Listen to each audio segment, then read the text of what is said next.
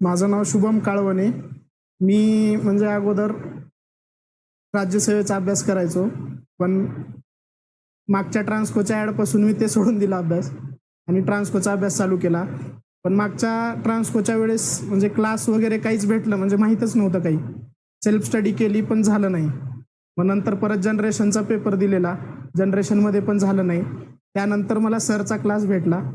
आम्ही जॉईन झालो इथं ऑफलाईनला. एक 6-7 स्टुडंट होतो आम्ही फक्त. तरी तुम्ही आता भरपूर जण आहे.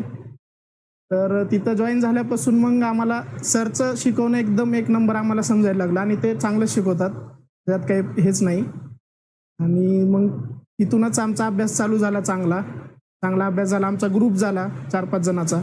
आम्ही डिस्कशन वगैरे करायचो रोज 2-3 तास असं बाहेर बसून कुठं पार्कला वगैरे. आणि त्या 5 जणांच्या ग्रुपमधून आमच्या 3घाचं सिलेक्शन झालेलं आहे. आणि सर आम्ही फक्त सरचं MCQ प्रॅक्टिस घेतलेले, सरच्या नोट्स एवढंच प्रिपेअर केलेलं आहे, दुसरं काहीच नाही. बस एवढंच. आणि म्हणजे सरमुळंच झाले जे काही झाले ते, कारण आमचं अगोदर म्हणजे नव्हतं असं काही एवढं प्रिपरेशन. सरमुळं चांगलं प्रिपरेशन झालं. आणि सरचे नोट्स हे खूप क्वालिटी येतं. त्याच्यामुळे सर तुम्ही आता आलेत सरकडं, एक चांगला निर्णय घेतलाय तुम्ही. मी दुसरीकडे कुठंतरी जात होतो, पण इकडं आल्यामुळं म्हणजे वाचलो मी. खरं सांगायला गेलं तर वाचलो मी. आणि सरकडे आल्यामुळंच खरं सिलेक्शन झालेलं आहे. बस एवढंच. थँक्यू.